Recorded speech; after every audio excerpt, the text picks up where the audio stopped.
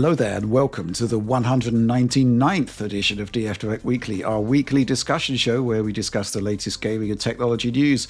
1 week away from the big 200, and I can exclusively reveal that we have no special plans for the 200th show whatsoever.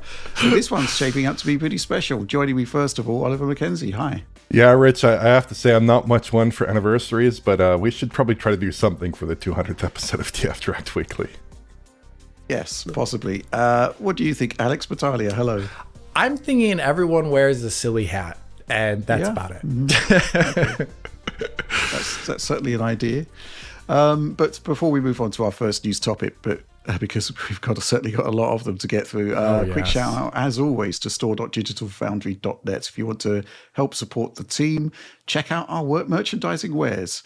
But with that, let's move on to our first news story. Okay, so typically every week we put together our DF Direct docket, and always there's like a lack of topics to discuss.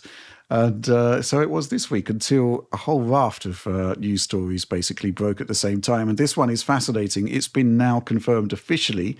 Forza Horizon 5 will be coming to PlayStation 5. It's all part of this new strategy from Microsoft to get their games to as many gamers as possible. Looks like Panic Button are going to be handling the port, of a developer which we have a great deal of respect for, following their work on Switch specifically. But this is pretty exciting stuff. And obviously there's been interviews with Phil Spencer over the last couple of weeks where he seems to be introducing the multi-format strategy in more depth, talking about new hardware. We'll talk about that separately. But Alex, Forza Horizon 5 on PlayStation 5, obviously there's a lot of people worried about the implications for Xbox as a platform, but ultimately, I don't know about you, but I just think, games on more systems for more people to enjoy is ultimately a good thing, right? That sounds like everything I would have also just said. And I also don't find this very surprising based upon what we've been hearing since the beginning of last year, roughly. I think things, the few things that we have seen ported since then, Sea of Thieves and whatnot showed quite well that first-party developers for long-standing Xbox-only titles can see later ports very easily to Sony's platform, PlayStation 5 there. And in this case, it is also not internally done. So it is not going to be taking away resources from the internal development, presumably, at least not great ones. There's probably some oversight, of course. Let's not forget that. But, this is very much like the Sony strategy actually on PC in that aspect, where they are porting things rather late at the moment. And then giving it to another developer to do majority of the porting work. I expect to see this for a ton of other titles soon enough. And in a case like this one, every single gamer that could have played it on the platforms available at this point, this game's pretty old now, they've probably tapped out that consumer base. And why not just make a lot more money by doing a port to the most popular core gamer console out there, that is the PlayStation. So this all makes sense to me. I'm also just very curious though about like what they're going to do technically with it. It's, PlayStation 5 is very similar to the Xbox Series X, but it has, other things. It's got the triggers, the DualSense, haptics. It's also got a different GPU setup. And I'm curious to see like what resolution would be if they push for something different in that direction. 120 hertz has gotten more popular ever since that game launched. 40 FPS modes have gotten more popular. All these things that I imagine a developer like Panic Button could take the time to actually add to a PlayStation 5 version. That's an interesting thought, but you'd want those features back ported to the Xbox version as well, right? Of course, yeah. Yeah, interesting. Oliver, the other thing, of course, is that PlayStation has a Pro console. So you've got to wonder how that is going to factor into the equation. What's your thoughts on this whole endeavor?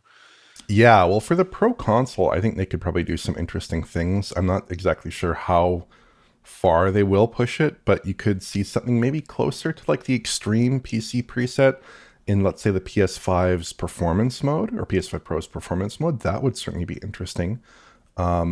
But I think in general, like my personal preference here would be that they go down the route of using like a TAA type solution or FSR instead of MSAA. I tend to find that on PC, at least when I've experimented with the game, and on handheld, certainly, I've liked the use of FSR and TAA and these other temporal techniques with Forza Horizon 5's artwork. Not so much MSAA there with all the flickering you get in the foliage, and it doesn't look perfectly pristine in the way that a nice temporal technique can kind of treat that image. I'm not really that fussed too much about the artifacts too if they were to go with something like PSSR, because I feel like they're operating from really high resolutions. Like on Series X, it's a dynamic, like close to 4K, even in the performance mode. Like it's a pretty high resolution game there.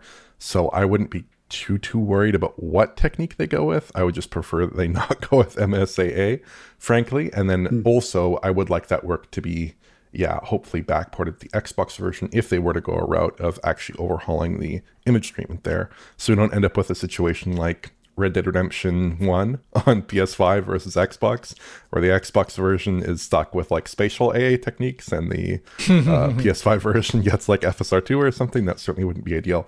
But yeah, in general, Forza Horizon 5 looks great, runs great. I'm sure it's going to be a treat on PlayStation 5, especially with Panic Button at the helm. The only real question mark for me, I'm sure the PS5 will probably fare pretty well in this title. My question mark is really just when it comes to PS5 Pro. Do they use PSSR? Do they push out the settings preset? Or do they just like ride DRS and call it a day? Which would also be fine. I'm not offended by that necessarily. But it would be nice to see a little bit more elbow grease put into that particular aspect of the port. Mm-hmm. Yeah, I'd be interested to see how PSSR interacts with Forza. I'm actually a bit of a fan of the MSAA. I recognize what you're saying with the foliage, but stuff like power lines and whatnot break up quite badly without it. Yeah. The game was designed around 4x MSAA, but obviously the TAA was added as an option. So, maybe you'd get the best of both worlds with PSSR with a high resolution. That would be quite interesting to see. I like the fact it's crossplay. They're just bringing the whole community together. Doesn't really matter what hardware you're using. I think that's great. But let's talk about some supporter questions on this one. And this is the old chestnut here from Alan from the Discord. Hi guys, is Xbox the new Sega? They spent $70 billion buying Activision Blizzard King, and a year after that deal closes, they're seeing a 7% drop in earnings, paying $70 billion for an asset only to experience negative growth within a year! Exclamation point. Forza Horizon 5 just announced on PlayStation 5. All the big Xbox games will be on every other system. Is there any reason to buy Xbox hardware? That's the key point, right? And we'll talk about hardware a bit more in the next topic, where Phil is basically addressing how they're going to be tackling the next-gen console and why you should buy one. But ultimately, I think the strategy here is pretty straightforward, right? Which is to say that games are becoming so expensive to make that to sustain the investment, you've got to get them into the hands of as many players as possible. I don't see any negative, as you say, Alex, with Forza Horizon 5. For two reasons. First of all, it's an old game. You're quite right. The community would have been sort of tapped out on the existing platforms. Secondly, it's still a beautiful game and a great game that will move on to PlayStation, which is a system that doesn't really have a game like this at all. So I just think it's going to do phenomenally well. This question from Diego El Rey. Hello, DF Gents! Exclamation point. Forza Horizon 5 was just announced for the PS5. We've known Phil Spencer's plans for releasing Xbox games on other platforms, and we've seen the results bear fruit. Feels like Forza is probably the ultimate Xbox IP to go multi-platform with, where nothing could be considered sacred afterwards, possibly Gears as well. I put them above other Xbox IPs because they consistently review well, whereas even Halo has had well-known missteps. Do you believe Sony is likely to return the favour, or does their favourable position keep them from considering it? I don't know what you think about this one, Oliver, but I don't see Sony returning the favour. It just doesn't seem to make sense because Xbox is basically a diversifying platform that's about more than just Xboxes. I'm not even sure there's enough Xbox consoles and potential sell-through there to make it happen. I don't know what you think. No, I don't. I mean, outside of like limited efforts, like MLB The Show would be one exception. I I really couldn't see it. I really couldn't see it. One exception would be something maybe that involves like a third party deal, which you also see with MLB The Show. Like I could imagine Marvel coming in and saying, hey, you know, for our new IP here, our new Mystery Man IP, we want you to be on all platforms or something, right? I could imagine that being the case with third party coming in and imposing it. But I don't think there's a compelling commercial incentive for Sony to do so because frankly, the Xbox market is not that large and Sony gets so much value from being able to say, here's our box that plays our games, buy it if you want to play our games. Now, alternatively, now they basically say, well, buy our games on this box, or you can wait 2 years and maybe get it on PC, and maybe that port will be good, or maybe it won't be so good, as we'll possibly be discussing a little bit later. But they have that really compelling marketing strategy of saying, you want to play the new God of War, you want to play the new Spider-Man, you want to play the new Last of Us, you want to play the new Intergalactic, whatever, you're going to have to play it on PS5 first, right? So if they lose that incentive, I kind of feel like they're starting to give up a more core part of their identity than Microsoft, who for the last 10 years at least has been multi-platform, has been on PC day and date typically, along with Xbox. It's a bit of a different strategy. It's a little bit less of a break for Microsoft, I think. Mm-hmm. Yeah, and obviously they're talking about as many platforms as possible, and they're also talking about Nintendo Switch 2. They're being pretty overt about that now. If a game will run on Switch 2, it's likely to appear on that. What can I say? I think it's great. I don't really have any particular issues with this, and obviously the approach to hardware is going to be very, very different going forward. So, best of luck with it, to be honest. Forza Horizon 5, though, I just think it's such a fantastic game, and it should do really, really well, especially when there is a big Forza Horizon 5 shape hole within the PlayStation ecosystem. Right. Okay, let's move on.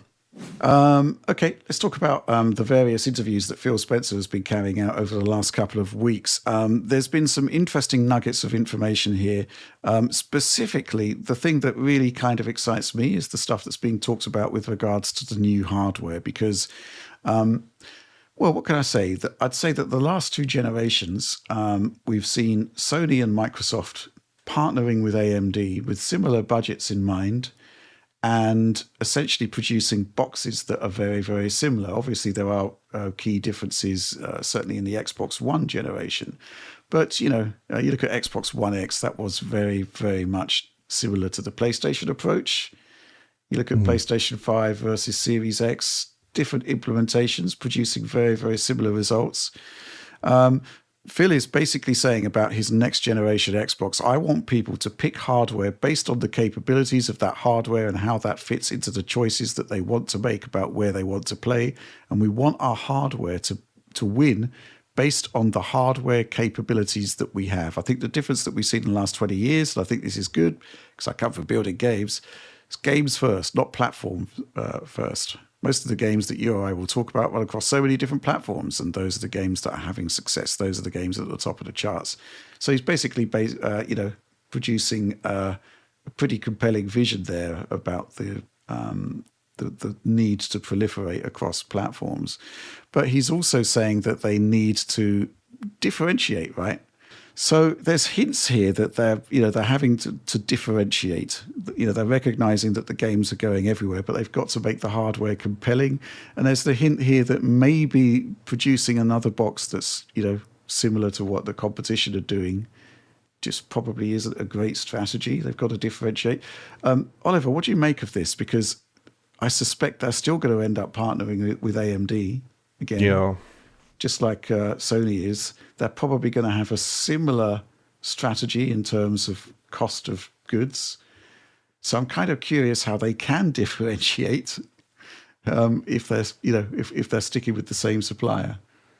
Yeah, I mean, I do find it a little bit curious because the fact is that you stated, I'd have to assume that when they say they want to differentiate on hardware, part of that would be offering a range of different configurations. I'd have to think, like maybe push the Series S approach a little bit further. So you could have like faster configurations, slower configurations. You could involve third parties. You could have a handheld. Obviously, that's something that's a constant source of commentary from Phil Spencer, to the point where it kind of seems very much inevitable at this point, I would say. But I'd also assume that on the software side, that they'd also have solutions for machine learning and graphics that would be very different from Sony's, that would be possibly exclusive, probably exclusive to Microsoft's platforms, the PC and the next generation Xbox. And obviously that's an area where Sony's making progress. Their early stuff with PSSR maybe isn't all that it could be, but they're making progress there. But both vendors, I think, will have to push in that area. And that's an area where Microsoft could have a definite advantage. They're a bigger company. They're invested more heavily in machine learning technologies. Sony's really just interested in games. Microsoft is interested in a whole lot more. But I am really interested to see where they do go here, because if they are going with AMD hardware, there are a lot of questions that I have. Like, if they're going with multiple models, would it be multiple monolithic SoCs, or would it be multiple SoCs based on tiles, right? And like standard IP from AMD and tiles? Or would it maybe even not be an APU or an SoC and just like a standard separate CPU and GPU for some models? Or would they use a mix of approaches? And to what extent would there be custom Microsoft hardware in any of that? Like, maybe some of the custom hardware that they need, like the decompression hardware, could be baked into future, like UDNA or whatever, or it could be part of these custom chips. Like, there are a lot of questions here, because traditionally it's been monolithic, or at least for the last 10, 12 years, it's been monolithic designs for consoles. Maybe we could be going a little bit away from that. Maybe we could go into a tile-based approach or something different. That would certainly make a little bit more sense to me than like trying to make 3 or 4 bespoke SoCs. I'm not really seeing it for this console, but possibly that could be the case. And then I'm also kind of really curious to see exactly how good UDNA is at machine learning. I'm certainly curious about that, but especially ray tracing performance, because it seems like a key area where AMD's architectures are not quite up to snuff, and even RDNA 4 is reportedly maybe not even that much faster at ray tracing in games that people have benchmarked so far. So where does that leave next generation hardware with titles that are path traced? Like that's certainly something that I'm very interested in. Like, I would be interested in next gen hardware that really pushes out and can do like kind of experiences that we see on high-end PC today, with in terms of path tracing, in terms of heavy ray tracing. I think that's an area where console developers should be focused. And I know that a mainstream Nvidia box could probably push some of those techniques. I'm not sure that a mainstream AMD box could push some of those techniques, at least with current hardware paradigms. So that has to be pushed out quite a bit. I'm certainly interested to see where AMD goes with that, and by extension, Sony and Microsoft go with that. Mm-hmm. Well, we've got that comment from the dim and distant past now about the biggest technological leap of any console generation.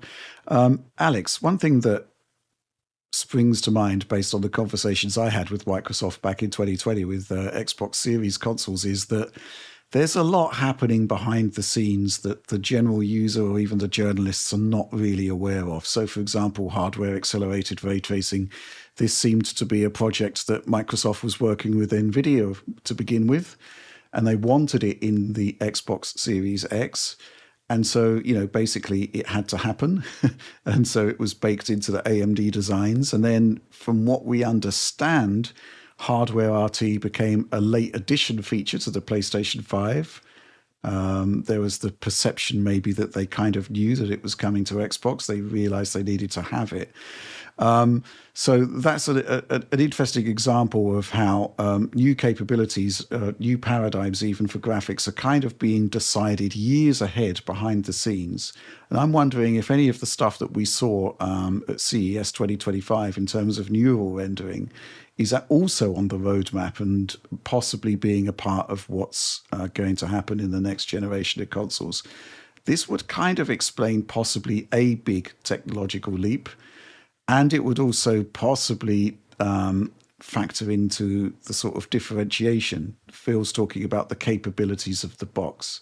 I'm curious what you think about where they could actually go with the next generation console. We've already got Mark Cerny on the record as basically saying the future's machine learning and ray tracing and less of a bias towards rasterization hardware, which suggests to me that's the kind of box that he's looking to make in future, which in turn is basically the kind of hardware that AMD is cooking behind the scenes, driven by a general direction of travel of, a kind of steering committee almost, saying, right, this is the future of graphics. Let's go do it. Yeah. To answer the first part there, I think what we saw at CES from Nvidia was our first real-time demonstrations of things that we would be seeing on a future Xbox. Now that was running with technology made internally at Nvidia, so it wouldn't necessarily be a one-to-one lineup with what we would see Microsoft demoing on a future product, but due to the fact that all of this neural rendering features like that we saw, such as the neural materials, things like neural radiance cache. We also saw the texture compression technology in action. All those things could technically be running on this cooperative vectors API that Microsoft and Nvidia have coined together and put in. It made it reality, essentially, where you can use hardware-specific blocks such as tensor cores within a normal compute shader. And in the past, this was usually blocked out to specialty APIs like CUDA, not even really MV API. It was something developers didn't have a great programmability for and to use in a normal way that wouldn't half performance or do something like that.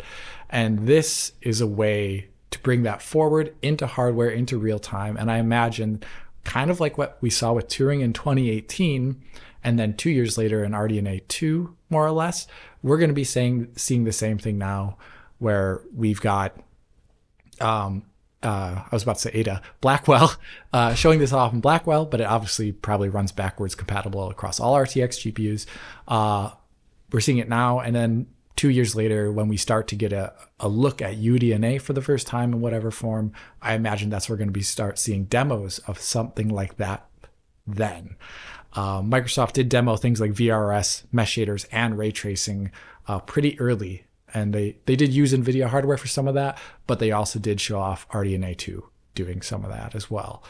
Getting to the second point about hardware differentiation, I think there's two things there that I'm really keen on talking about. And one is the general price of the console, as well as kind of the future that I just mentioned about neural rendering. I think that's where a lot of this is going to come in, as well as path tracing. But the price of the console, I think, is going to be really important because as we see with the PlayStation 5 Pro, getting a certain sized SoC out there in a form that consumers can buy right now is expensive if it's decidedly better than whatever the PlayStation 5 and Xbox Series X have. There's aspects of the PS5 Pro which are a good deal better. There's aspects which aren't that much better, and there's aspects which are nearly the same, yet it costs a lot more for the consumer to buy one, right? And I think that is something that we should also really keep in mind for whatever the next Xbox large box is. It probably is going to be a good deal more expensive than an Xbox Series X was. And I think comments by Satya Nadella kind of point at that. There was, let me just read a little transcript from a recent kind of, what do they call those? Those earnings calls? Earnings calls. Yeah. Sorry. Thank you so much. Now on to gaming. We are focused on improving the profitability of the business in order to position it for long-term growth driven by higher margin content and platform services. We are delivering on this plan. So higher margin platform services, to me, like the original Xbox Series X is probably sold at a loss, right? Maybe even still being sold to a degree at a loss. I really don't know. And if you're going to want to increase margins, I think hardware is one of the few places that would be a shakeup for the console industry, because it hasn't been that way before, typically, except for Nintendo stuff usually, or later on in the generation. And I think if you came out of the gate with a box where you already kind of say at the beginning, okay, we can't be losing money on this box with each one sold, but instead let's make a profit on it and then put more into it. I think that could be a way to be a different box than what we've had before, and maybe potentially different than what Sony does. Maybe because it's just bigger, right? So I don't know. Maybe that's some hints at things to come, but I think also the price is a big part of whatever the next Xbox is. Right. Yeah, absolutely. I mean, the the economics of making a console are kind of staggering when you think about it. So, how they're going to do this, I don't know. I'm intrigued by your idea of multiple boxes, and I am curious, Oliver, about whether there could be some sort of chiplet-based design that basically scales according to how much they're going to charge for it. More chiplets, more capabilities. I think it's interesting, though, that on the RDNA 4 front, it looks as though they've basically temporarily shelved chiplet, at least for that generation. I think ideally for it to work, you'd probably need to be scaling the GPU cores on chiplets as opposed to just the memory, but who knows? So I'm curious as how that's all going to work out. In terms of what you're saying about increasing margin on hardware, yeah, that's a curious one, Alex, isn't it? Because the console model has, as it is, which is, how can you describe it? Basically taking a hit on hardware to sell boxes and therefore sell games. It hasn't worked for Microsoft. And in fact, Phil Spencer himself in prior interviews has basically raised the question of whether they should be doing that in future. And at the same time, in terms of getting prices down to sort of affordable levels, you kind of need competition, and that tends to happen in the PC space, and Microsoft are big on PC, right? Man, there's a lot going on there. I'm really interested to see how this is all going to shake out. The traditional console model. I mean, another interesting thing that came up, Alex, is in another interview, Phil was basically doubling down on Xbox Series S requirements and essentially describing how a lower spec piece of hardware is going to basically be an enabler for the potential handheld that they're working on right now. And it's quite interesting to see that on social media, a lot of people actually clips you saying essentially the same thing. Oh, that's cool. I didn't notice that. It's an interesting conceit, right? The concept that Series S games could become the handheld games of tomorrow. It's certainly an interesting thought. But Oliver, it's from my perspective, the Series S is still considerably more powerful than any handheld that I've seen right now. Even like Strix Point. I mean, Strix Halo might be quite interesting, but that's a super expensive chip. So I'm wondering whether Microsoft and perhaps Sony are sort of privy to some kind of price enabler to actually enable this sort of technology to be available on a handheld going forward. Because the process node situation isn't looking great, is it? No, equaling the performance of a Series S SoC, even on like a 3nm process. I mean, matching it in a price competitive way for a console, it's hard to see it, but presumably Phil Spencer has greater knowledge of these things than I do. So perhaps it's more possible than I'd like to think. On that Strix Halo point, actually, it's interesting you bring that up because Strix Halo, it's a chiplet design with 3 little chiplets. I think 1 iGPU and then 2 CCDs. And Strix Halo, to me, in my head, looks a lot more like a console SoC design, possibly something that would be appropriate for a console SoC design than anything else that's floating around there. So maybe Strix Halo is a bit of a blueprint for that. Maybe they mix and match different sizes and different counts of various components in order to achieve a design there that could work for consoles. Just speculation, of course, but it seems plausible to me. In general, I think the Series S requirement is kind of good in some respects. I think it's good for Switch 2. I think it's good for handhelds, obviously PC handhelds, but it's probably not helpful for people who are trying to push out high-end graphics in the here and now on Series X, on PS5, on PC, and it's not helpful for titles like for developers, rather like Game Science, who are trying to put Black Myth Wukong out and are having a lot of issues with Series S, presumably with that RAM allotment on Series S. Which seems like it's a constant issue. Now, perhaps they could take some learnings from Series S and say have a baseline level of RAM that is a little bit higher for next-gen Xbox across the line and focus on good level of CPU, comparable CPU performance perhaps, or comparable amount of cores, decent CPU performance across the line, decent RAM across the line, really vary in terms of GPU spec, but not GPU features, of course. That could be an approach that would work really well for Microsoft. I could totally see that working for Microsoft. But I don't think the Series S requirement is going away. I think that for the lifespan of Xbox Series. You're going to see people ship on both Series X and Series S. But I could totally see migration a little bit sooner from Xbox Series than would otherwise be the case with the existence of Series S, especially if Microsoft does launch the next gen Xbox in like the next 2 years or something like that. Because, you know, in that case, developers are kind of incentivized a little bit to move away from that last generation Xbox if it would cause them a lot of problems with their games. Possibly that could be the case, although the continued existence of these mooted console handheld hybrids perhaps gives them a bit more of an off-ramp to continue Series S development. But yeah, just a few thoughts there. Mm-hmm. Okay. Wow. I guess, again, it's just a case of waiting and seeing how this is all going to play out. But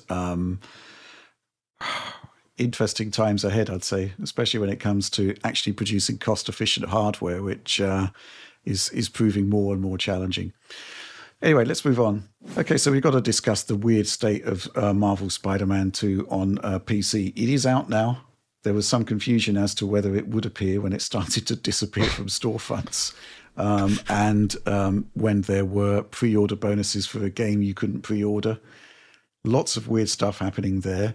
Although it is, you know, kind of amusing that you guys actually saw it at CES running on a Lenovo machine, which you just completely forgot about. We did forget about had video footage of it.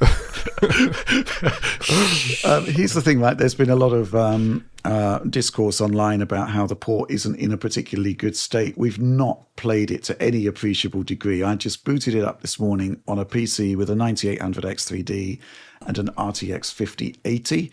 And we got some footage here of how it plays out. And this is running at basically everything maxed, as you would hope for from a 5080.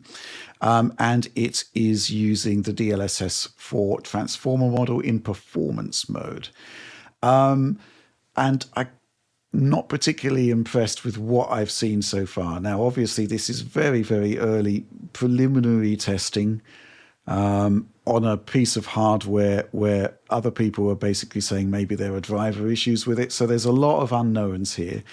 But Alex, I've shared some stuff with you. There's some weird stuff happening in this port, right? It doesn't feel particularly great based on this preliminary testing.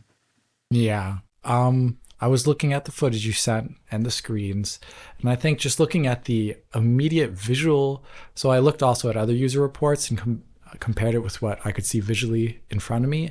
And a lot of people are also complaining about the fact that if you just look at the game, it looks like it's rendering incorrectly about some aspect about it. And it may be related to ray reconstruction. It may be related to how ray tracing fits into that. But when you play the game maxed out with like ray reconstruction enabled, you can already see like people's hair is flickering. A lot of shadows, just normal shadows, have tons of noise in them. There appears to be like noise also in the background of a lot of these images that you sent me here, like in the depth of field of what possibly could be ray traced ambient occlusion working. And it just didn't look very, like usually when you play a game the first time maxed out, that's the best way to play it immediately. And you don't expect immediate visual compromises that you should then have to go into your settings to turn things down that make the game look better, right? That's usually not what we would want from a game that's coming out. So that doesn't look good. It basically looks visually not correct on the highest settings for some reason. And then you showed me also the performance of just kind of moving around the game world. And I was pretty concerned about the frame times. And what was that like for you playing, though? It just didn't feel right, to be honest. That's my sort of general take on it. It just felt a bit weird. And yeah, basically, the way our new tools work is that we don't have an overlay active when we're actually capturing data. That's the way an NVIDIA FrameView works. The benefit being that when you do actually put the capture into our tools, you actually get a wealth of data like PC latency, for example, which is a focus that we're going to be applying a lot more stringently going forward as we kind of move into the frame generation era. But yes, the traversal issue, I mean, I don't quite understand how a game running in the 60s, you know, in terms of frame rate, up into the 80s, can have these jagged frame times because it suggests a CPU bottleneck, which a 9800 X3D shouldn't be having. The performance is generally more stable in cutscenes, except it isn't. There's weird blips happening there. It just doesn't feel right. A couple of lurching stutters there, which I wouldn't expect from a card with from a PC with 32 gigs of memory and 16 gigs of VRAM. There's a lot going on here that just doesn't really feel right, and the visual artifacts. Again, maybe it is the ray reconstruction transformer model not properly plumbed in. Maybe it's other issues with 5080. Who knows? Because I just wanted to give a quick outline of how this game works. We'll have to do a bit more testing on it. But this just doesn't feel right, and it doesn't feel up to the quality of what we've seen from prior Nixie's games as well. And that's concerning to me because, we were hoping to see some improvements from Nixie's, right? There have been some established technologies and trends within the ports that kind of need revisiting, right? Particularly in the way memory is handled. But this isn't particularly great. And then I'm looking at the reports online, which are talking about like a lot of crashes. Yes, I didn't have a crash, but I only played it for literally 25 minutes because the game's literally just come out. Yeah. So I mean, we should review this, but Alex, it's really this is the weird thing, right? Because we don't like doing bad reviews, and then you sort of fire up the game, you see that something's not quite right with it across a number of sort of dimensions, and it just hits your enthusiasm to do the project quite substantially, doesn't it? Yeah, it really does, because I want to always report. I really wish every single time I made a video, it was only me glowing and saying like how great this is, because that makes me feel good. And I love it when everyone is celebrating a new PC experience that comes out. And as soon as I notice bigger like issues just in the first 5 minutes of playing a game, that's when I realize I have to focus a lot of the video on that so that I make sure it changes. And now they probably will change certain aspects about this. Nixie's patches games really rapidly and quickly and all that. But it also makes my review experience very rocky, because I want to report on the game, but it's probably going to be rapidly patched. So all of the things I want to report on may be fixed within 2 to 3 weeks or something like that. Yep. And then it immediately dates the video. It makes my reporting not useful to consumers in more than a week or so. And right now we only got this game yesterday evening, which would have been Thursday. And it was already after work hours for me. And it's going into the weekend. I am currently in the middle of kind of wrapping up my coverage on something else that I want to also turn into a video.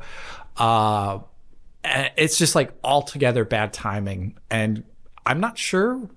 We're going to cover this. I think we should cover this, of course, but I don't know what that video looks like in my head right now. And I'm going to have to maybe play the game a bit to figure out what kind of video we can make to actually have it be relevant to users. And I'm not sure what that looks like yet, because I haven't played the game. I've only seen what Rich has done. So, so we'll see. Maybe if you have really good ideas, this is for DF backers and everyone else, maybe write them below to see how it is, what is really useful when covering a game that we get late, everyone else gets late, comes out with issues. Like what would help you as a consumer there? So maybe we can get a better idea. Yeah. I have been thinking about this, and I think I might have raised this in the past, but I think that there might be some merit in having like 5 rigs of various specifications, 5 settings which we think are appropriate for that rig, which is really difficult to actually set up right from the off. Maybe we should base them on the recommended settings from the developer. And then reasonable. Basically you could play the first 45 minutes of the game on each of those 5 configurations. You would have half a day of testing, which would highlight immediate issues with the game, and I think Spider-Man 2 has got those issues. And then you would see how those issues play out across those 5 different rigs. And then you have like an afternoon of further testing and analysis, and then an edit in the morning, and you'd hope to get the content out maybe the next day after that.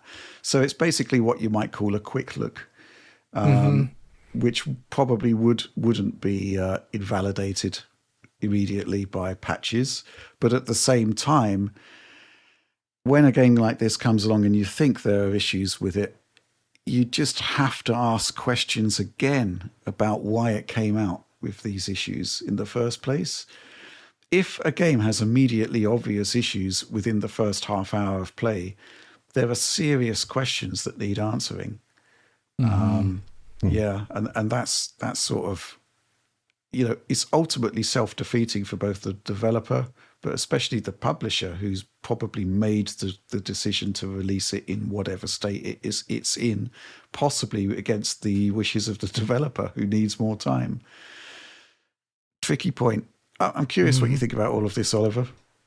I don't think it's too great here. It's a really weird situation where like everything was just up in the air until the last moment, and it certainly does indicate to me that probably this was not 100% ready, and the fact that they weren't promoting it, and the fact that the specs came out, and all that stuff. I did see some interesting shots online. I wonder what their fallback is when they're not using RT reflections. It almost doesn't look like the same cube map solution they had before. Does not look like that to me. Does not look nearly as precise. Well, this is an interesting point. Yeah, I mean, we've got games now like Indiana Jones and Doom: The Dark Ages that are actually launching requiring a hardware accelerated ray tracing card. And in the case of Marvel's Spider-Man 2, the base specification for the game uses ray traced reflections. And obviously they've added a whole bunch of extra ray tracing features that you could experiment with on PS5 Pro. So it's nice, I think, that there is a fallback. The question is how effective it is, because there wouldn't have been so much effort put into it by Insomniac, because their core user base would never see them. Yeah. And it's interesting too, because like the base game obviously still uses cube maps in certain areas. I remember when John loaded up the game initially, I think it was pre-launch, and there were, or was it at launch? And they fixed it, where there was areas where you can still see cube maps really easily in areas where we would have expected ray trace reflection. So the game is using it, and it's probably using it for like higher roughness surfaces. Sorry, I always say that wrong. And the thing is, though, higher roughness surfaces don't need to be so have such good cube maps in general, because you can you just see like a hint of color on them, right? So maybe this is a case also, we'll just have to see when we load it up, but where you turn off RT reflections, maybe the cube maps that you do get aren't so well placed or high res or all these other aspects, because, well, you wouldn't have seen that in the base PS5 experience anyway. So we'll definitely have to see when we load this up. It's going to be funny. I don't know. Maybe it won't be fun. Yeah. I'm looking at it now during this web zone on my Steam Deck here, and I can tell you that the reflection, like there's definitely a little bit of reflective detail, but it's not nearly as good as I think what you would have seen in the first Spider-Man on, say, a base PS4 or on a PS5 in its non-ray tracing modes. In general, just playing through it on my Steam Deck again during this call here, it's running on low settings with FSR3 and DRS mode by default. And the GPU is pegged pretty hard, and the CPU is pegged pretty decently as well there. But still, the settings aren't great. There's no SSR at all on the water or any other surface, it doesn't look like. So that doesn't look great. There's lots of pop-in. The image quality is not great. And then this performance, it can hold 30 FPS, but it stutters quite a bit, especially during traversal, right? Running through that city, swinging from the spider webs, you're really not getting too great of an experience there, with lots of stutter there trying to cap the game at 30 FPS rather. But of course, it would follow if the PC version in general is not working too well. The Steam Deck version is probably a little bit worse than that typically you'd expect. I love that. Live DF reviews. This is amazing. On the one hand, obviously I can look at my timeline here, and I've played this game for literally 25 minutes, 18 seconds and 45 frames. So it's in no way a definitive verdict, but there's enough here in terms of what I have seen just on this one configuration, and with what I'm seeing on social media in terms of reactions and bugs and crashes, etc., to say that if you are considering buying it, maybe it should hold fire until there have been some patches. Which who knows how long that's going to take. Anyway, let's move on to the next news topic. This week it was the release of the RTX 5090 and the 5080. The 5090 reviews occurred last week, as we all know. 5080 reviews this week. I'd say that the response was ultimately mediocre to downright hostile. And we're going to talk about it. I'm actually just going to rattle through some supporter questions here. Because it kind of covers off most of the key points of contention and the controversy surrounding the 5080 specifically. This one from Choose Frames. Ahoy hoy, gents. Do you think the RTX 5080 is a good product and offer for customers? Your analysis shows it leads in price to performance, yet something feels off to me. The 80 series card performs poorly compared to a 90 series older sibling more than ever before. It suggests a shift in stack branding that places the 80 series streets behind more so than in previous generations, making it feel like a less sensible investment. Thanks. Kind of gets to the nub of the problem here, which is that the concept of value is a double-edged sword. If you are going to be comparing the 5080 to the 4090 and the 5090, then the price versus performance ratio is obviously better. But you expect that from products as you go down the stack. You should be getting proportionately more value from your product the cheaper the card gets. And that's kind of the way things are sort of looking here, which is that you've got these super expensive products where it does compare favorably for price versus performance, as you would expect. But then you've got the fact that in terms of expectation of what this product is delivering, it is falling short. And I think you guys actually in your NVIDIA DF Direct specials kind of laid down a marker where you said, actually, based on everything we're seeing here, it's looking like an iterative bump, more like a super product. I think that was you pretty much paraphrasing exactly what you said, Alex. So we were going into this expecting that. The question is whether DLSS 4 is a strong enough feature to offset that. I'd say this is a big discussion we need to have. But then there's the concept of expectation from a new generation. Where do you sit on this one, Alex? Because what can I say? I'm kind of, I just have no real enthusiasm for this product. It is the best product, the best GPU you can buy for $1,000 according to the numbers, but it's not. The way I've been phrasing the question is the performance worthy of the name? When you think of an 80 class product, there are certain expectations when it arrives, and I'm not sure it does meet those expectations. I'd agree with that. And I think the unlaunching button that occurred with the 4080 12 gigabyte might have been prudent here, actually, because when you got a 3080 or even a 2080 or a 4080 16 gigabyte, which was priced poorly at its launch, you at least were really hammering the old 90 series or the highest end series in some capacity. 2080 had much richer feature set, similar performance in a lot of titles, which then years down the line was very beneficial to this GPU. 3080, a killer GPU, really just wrecked the 2080 Ti. It was amazing. And then the 4080, really poorly priced, but at least it was better than a 3090, right? Measurably so in a lot of metrics. So, and in this case, you're getting it's like a really small price drop on what have been a 4080 or a 4080S. It's like the same price. Well, yeah, with a little bit better performance in a number of Mm-hmm. titles, right? Like you measured like 10 to 11 ish, I think, in the 4K range, and I think it drops as you go down to 1440p. And for me, that just is not at all exciting enough from the base perspective. MFG is something we're going to talk about in the future, but I think just even like from the base perspective, I really would have really preferred a GPU that performs like a 4090 in nearly all metrics without MFG, and then had a price. Because right now the gulf between 4080 and 5080 and 5090 is so huge that you're not even filling the market's demands in that area anymore without going back to the previous product. And I don't like that for the GPU stack at all. And what it spells also for things like 5070 Ti, it just makes the lower areas of the stack also, they're going to be less appealing in a similar manner, I imagine.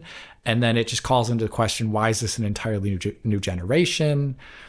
There's a lot that I really wish was done. The 5090 seems cool in its own right, but the 5080 is not a good sign at all of things to come.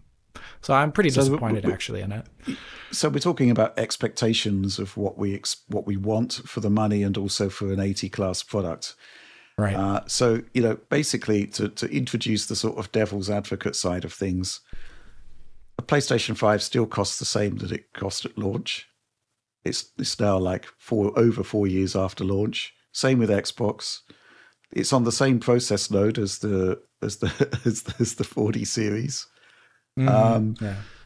For various reasons, cost, and I dare say that Nvidia just gets more return from putting their AI processors on 3 nanometer. So there's a lot going on here in terms of what kind of products they can actually deliver. There was actually a really interesting breakdown of the bill of materials for the 5090, with just the base processor itself costing about anything from $400 to $560 estimate. Wow. It's a staggeringly expensive piece of technology to put together. 5080, I'm not sure, because it's essentially half of a 5090, which in itself is a bit problematic. It's kind of, I guess they needed to do a new product. I guess it's just not that much more exciting than the previous one. It's a really baffling situation. What do you make of all of this, Oliver? Well, to me at least, there are 2 key elements to this launch that I'm interested in.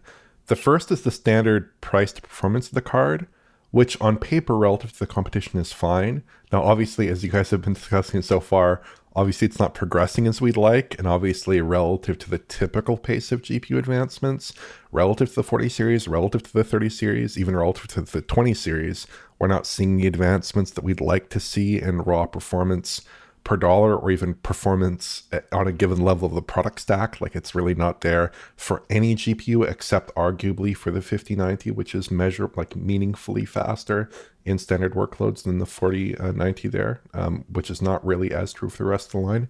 But relative to the current competition, the paper price, the notional price, is very competitive. But I've been doing some research and looking up, and I don't have to do this myself. I have the 2 cards here, but I was looking at what the pricing would be for the typical consumer here. And the actual AIB partners are, in Canada at least, are all pricing well above MSRP, right? Yeah. Almost all the cards are coming in at the equivalent of $1,200 USD for the 5080, and in some cases well above. And that's just on paper, right? That's not necessarily the retail price. It's also not necessarily the price that you'll actually pay on reseller sites like eBay. So I'm really worried about that.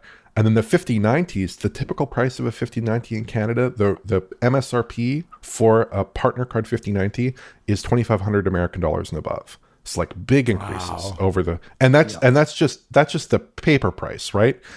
In reality, everything's out of stock on day one, pretty much. And that's a bad experience. And I'm sure lots of things are selling now on eBay for much, much inflated prices, or at least that I've seen. But then meanwhile, the situation with other cards is not very good either. The 4080s are out of stock and have been for a long time, probably with no hope of restock there. The only card that's in this kind of bracket of performance that I can buy is I can go on Newegg right now and I can buy a 7900 XTX for the Canadian equivalent of about $900. Retail, I can buy that card right now. So that availability is good. Price performance is also pretty okay there, relatively speaking, relative to the other cards in this that we're talking about, at least for, raster workloads.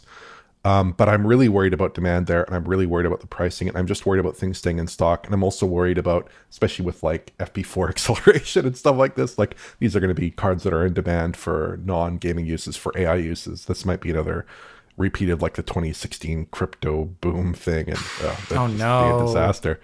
So that's my concern. But the second concern, which is a little bit more optimistic and a little bit happier, is frame generation, because after using it on the 5090 MFG in particular, I'm kind of really happy with it, especially on a higher refresh rate display. Now that's potentially a transformative experience even versus the 4080 potentially, but it's like really specific. You need to have good base frame rates. You need to have a high refresh rate display. You need to be happy with a certain caliber of visual experience in that display, working from a base frame rate of at least, I'd say 60 FPS for most games, especially faster paced ones. So if you are in that situation and you are using MFG, then I think it can be a very meaningful upgrade. And in general, just adapting your own preferences and setup to work well with AI rendering paradigms is, I think, a good idea, because we're not seeing as much advancement in other paradigms of rendering as we'd like to see. So yeah, that's my only other thought. Like, I wouldn't discount MFG, and I wouldn't be surprised if in a few years, everyone is just dialing in MFG on every single title with their high refresh rate monitors. And there's almost no expectation that you wouldn't be using frame generation of a certain kind. I wouldn't be surprised to see that become the standard.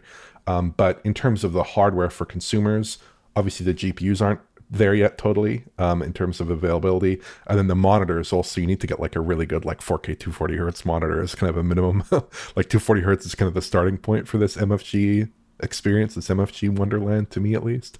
So yeah, just kind of a couple thoughts there. But my immediate concern is just availability, because the availability is really bad and the prices are higher than absolutely. you'd expect. We got this question from Diehard X86. Now that we know that RTX 5080 and 5090 launch was not a launch, when do you think it will actually launch? I mean, I don't know. I think, well, I've got a number of thoughts on this, which is that, and it's really weird. Why is there no decent pre-order system set up? You're sort of hammering your website of choice literally the minute that the launch goes live. It's a really bad consumer experience. It's not great. Why can't you just pre-order one like weeks in advance? I don't understand why this is so difficult to do. I'm entirely in agreement with you on the pricing thing, Oliver, and I'll tell you why. If the AIB cards for the 5080 are $1,200, that puts you back in exactly the same pricing that the 4080 was at launch back in 2022, where it got hammered. Rightly so, which caused the 4080 Super refresh to come in at $1,000. Yeah, I mean, those MSRP cards need to come out. That's the bottom line. That's the only way you can really justify it. It seems that pricing across the board is really not in a good place. And secondly, in terms of the availability thing, there's something else which we need to factor in here, and something John told me about this morning, where the My Life in Gaming guys were looking to buy 5080s but couldn't. The reason why is really simple. They're worried about the tariff situation that may kick in under the new presidential administration. So, it could be the case that prices of GPUs get even more expensive. So they were looking to buy now and potentially, because they want to upgrade, buy now and then potentially bypass those potential tariffs. It's really not great across the board. Yeah, I just think if you're going to launch something, obviously it needs to be available and readily available. It just doesn't really make sense otherwise. Let's talk about some more questions from supporters here. Some guy person says, why on earth do people think the 5080 needs to be a serious upgrade from the 4080? They already allegedly have, even though hardly anyone bought that SKU. You never need to upgrade we never needs to upgrade when a brand new GPU generation comes out. I'm still using the 2060 Super in my PC with my LG C3 monitor. Is it a good setup? No! Exclamation point. That's why I'm trying to buy a 5080. Can I still play games on my GPU and have a good time with it? Absolutely! Exclamation point. Do I have VRR? Unfortunately, no. No. You lose that with a DisplayPort 1.4 to HDMI 2.1 cable. The only way I can get to 4K 120 with my setup. The 5080. Yeah, that's true. Yeah. Is really, hold on, I have to expand this. This is a long question. The 5080 is really the most GPU I could use, and it's still a massive upgrade for me. Can you put all these haters in their place? Man. Yeah, the concept of console generations is in doubt, and I think now the concept of GPU generations is in doubt, because we do have this $1,000 GPU from Nvidia. And the other reason why, there are justifications for it is that it's the only $1,000 GPU available. Intel don't have one, and AMD don't have one. Now, maybe their 70 class products that are going to come along will be as amazing as these leaked benchmarks are saying, which changes the conversation entirely. But for right now, that's pretty much the only thing you can buy. Really, really tricky. Let's have a look at this question. Yeah, Garton Ricer.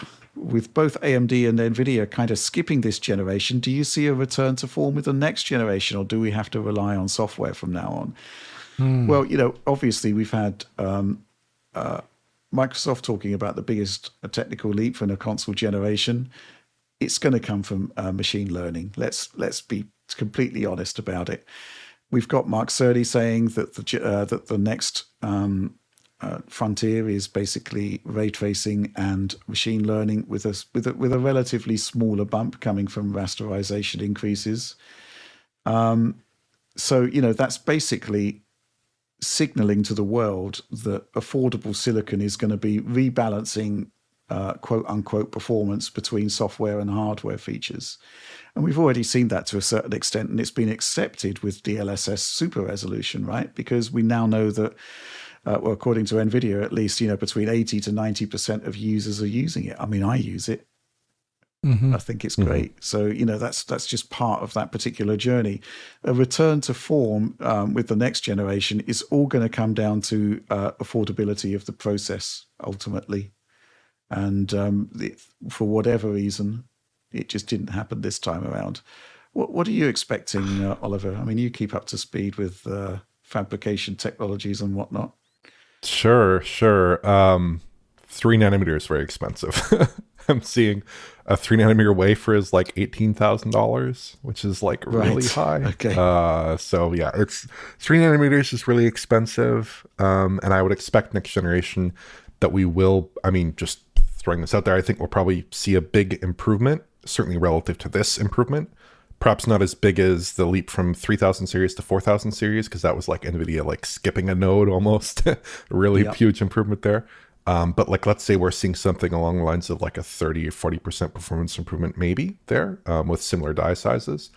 But costs will go up, and therefore profit margins need to be maintained presumably, and the prices will go up for comparatively sized dies. I can't see any way around that. That'll probably be the case, right, with these new GPUs. So maybe you'll be paying more, you're getting more, paying more, but I don't know that you'll net out on efficiency per dollar there. That'll certainly be interesting to see. I think in general, yeah, it'll everything's coming down to software. I mean, even just like when you look at like a 5090 right now or a 5080 in modern games, there aren't even a ton of games that really take full use of the modern NVIDIA graphics hardware pipeline there. There aren't many games, so it's an issue on the game side as well as an issue on software when it comes to rendering software and things like that. So yeah, I would expect that it needs to improve, but that won't probably be driven by hardware improvements, at least in the medium term. Okay, any thoughts on this, Alex? Where do you see the next generation going?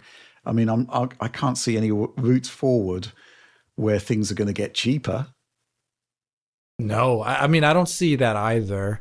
I do think, like Oliver said, there'll be an appreciable bump just due to the node being smaller and all that. And I also think the by that time, the greater usage of the transformative technologies in something like an Ada Lovelace GPU or a Blackwell GPU will be in more games, so that we can start saying like, okay, this silicon, which is largely dark for majority of the frame, is actually going to be used for most of the frame. In a couple of years, that'll probably be the case for more titles than it is right now. But I also don't see the situation getting better. It doesn't mean I have to be happy with it, though. Well, yeah, exactly. I'm not happy with it. That's why I'm also just very angry. Not angry. I'm just very disappointed that there's a 4090 sized hole in the stack right now, which could have been filled at launch. Like it should. What if that was the 5080 for a higher price? You know, at least the naming then would be more consistent with previous generations. People would have at least then, instead of talking about like the naming, the lack of upgrade, they would be talking about how it's an upgrade, but with a price hike, which I think is a better conversation, because it would actually get at the core of the issue better, maybe. So yeah, I'm just not happy all around at the moment. Sorry, but I like MFG. We'll talk about that in some future form. We're gonna really try and distill that down into a video. I think we could really make something good there. We just got to really think hard about it, and we are thinking hard about it. So yes, we are. I am thinking hard about it right now, even. So yeah. Final question from Richard Ledbest. Rich, I was surprised to see a lot of negative comments under your RTX 5080 review, criticizing your neutral tone and lack of slamming, block capitals, Nvidia for this particular release. How do you respond to this criticism, or what's your philosophy on what a review should and shouldn't be in this space? Well, you know, it's really simple, right? I find it really difficult to get sort of furious and upset about a product that you don't need to buy. There is no, you don't need to buy this product, right? There are other products that you can buy that, you know, might be better for you. You know, maybe you get an old secondhand 4080 Super. Maybe you stick with your 30 series if you're not happy. If you don't like it, don't buy it. I don't have any particular sense of entitlement about what Nvidia should be giving me for the money. It is what it is, right? And if it's not good, you don't buy it. And it's really interesting about this concept of, outrage and anger. Because if you look at, it's really interesting that there's like, you know, a certain way of presenting things in video form from an influencer perspective. But then you look at like reviews on the web. It seems to be like reviews on the web. Yeah, this is a bit mediocre. I was hoping for better. And then, you know, a certain range of influencers are like just totally outraged. You know, I kind of sit in the middle, really. I just don't feel any sort of particular sense of entitlement to what a product should be giving me. I tell you what you're getting, whether I think it's good or not. But, you know, my life isn't defined by how powerful an Nvidia GPU is. So, you know, I find it really sort of hard to get upset about this sort of thing. You know, that's the bottom line. Love that, Rich. That's great. I'd also just say that it's still like the best product at $1,000, probably. I mean, it is. It just doesn't, it's just not exciting. It's not exciting. It's just mediocre. Yeah. But also, like, I don't know, just thinking back, this is going back like 15 years or something, but like, I remember reading publications in 2010 and 2011 that were talking about the problem of dark silicon and the problem of new processes, and were predicting that process technology would basically stop for consumer level purposes, at least by 2020. And we've pushed past that by some margin, but like clearly we're running into the same problems. So like this is just a problem that's, I mean, it's affecting everyone. Like you look across the entire industry, the semiconductor industry, people producing SoCs, whatever, any product, any manufacturer, everyone's running into these problems with high-end nodes. So to me, it's like, well, NVIDIA is caught up in the same tidal wave as everyone else. They're not capable of pushing past, and in a meaningful sense in terms of scaling in lithography. And that's just how it is. Scaling at lithography for a certain price point, certainly, and scaling in lithography in general. So that's like a tough problem, but NVIDIA has got some solutions to that problem, namely MFG and neural rendering, and that'll take some time to come online. Right. But they are trying to approach it from different angles, and that's encouraging. So it's not a totally lost hope, but you need to look for it in different places, basically, is my perspective, right? Yeah, and this isn't specifically an Nvidia thing. I remember when the 7900 XTX and XT came about, people were really upset by that because they were expensive and they were expecting AMD to deliver, a cheaper product, which they kind of did. But it was still too expensive for them. And, people were really upset about that. I was not happy with the fact that the XT offered proportionately less performance for the money than the XTX. It was kind of like basically saying, get an XTX. But again, I don't see any particular need to be angry about it. I just say, well, if you want the XTX, get the XTX. The XT, not great. I'm not going to be assembling a lynch mob and going down to AMD HQ. Frank Gazor, damn you! I could just see the torches lit. Anyway, there's basically things are getting more expensive. That's the bottom line. And as I say, it's not just down to silicon. The world economy. We had this massive inflationary spike. It is that said, though, we've got this really great system now, and one of our supporters helped put it together, an actual data scientist, where we can actually sift through all of the performance captures we do for every single graphics card and put together comparative data. And it is a bit depressing, I've got to say. That the number one graphics card is the 5080, but the number two graphics card is the 3080 4 years on. And, the 3080, you're quite right, Alex, it was a phenomenon for its time, to the point where everything that NVIDIA produced at the high end going forward just looked ridiculously expensive. The 3080 Ti, really bad. Not that much faster than the 3080, but horrendously more expensive. 3090, you could make a case for it because it was the Halo product and it had, good uses for creators, but again, horrendously expensive. 4090, again, it kind of had the Halo product thing to it. And it was genuinely transformative in performance terms, but it was expensive. Things started to settle down a bit in the Super era with the 40 series cards.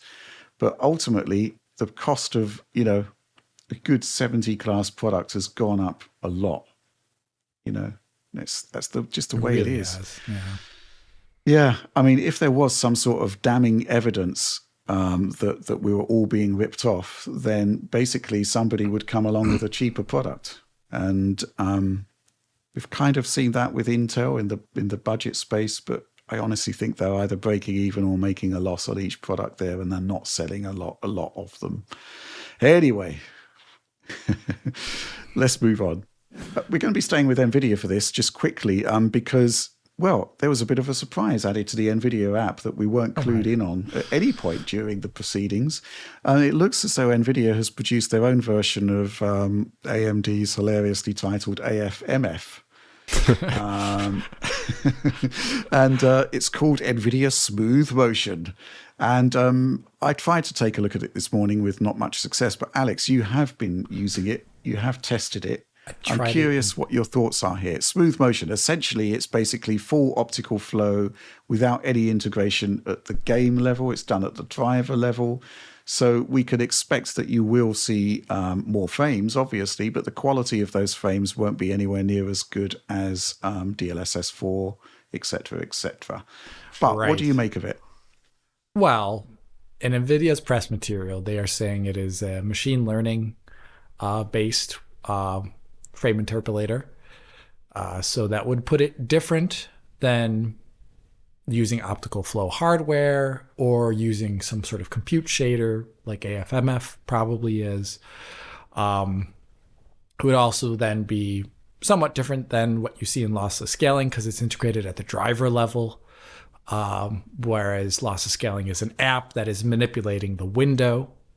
And as a result, there's some different behavior. For example, if you were to use AFMF, what it typically does is I think it blends like FCAT frames together. It does, yeah. So it'll dither them. Smooth motion. But that doesn't happen with the NVIDIA stuff. So it is happening at some other level beforehand, and then it is presented, and then you could slap an FCAT border on it, and it actually reads an FCAT, which I was surprised about when I loaded it up. So it is potentially as a result of not manipulating the window. It may actually offer benefits of smoothness. Now, it like launched last night, and I've only played like 3 games with it, one of which is broken, unfortunately, at the moment, that I'll talk about in a second. But I did see it had a pretty significant performance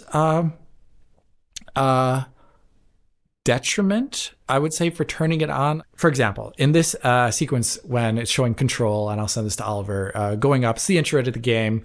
It is not doing a strict doubling of GPU limited performance. This is an RTX 5080 at 4K, TAA native, everything whacked to the highest. And you're seeing, like, in a moment, it would be like 54 FPS on the side without smooth motion on, and 94. So it isn't an exact doubling, but it is at least costing in this area around 10%, a little bit more on the GPU to just do this process in general.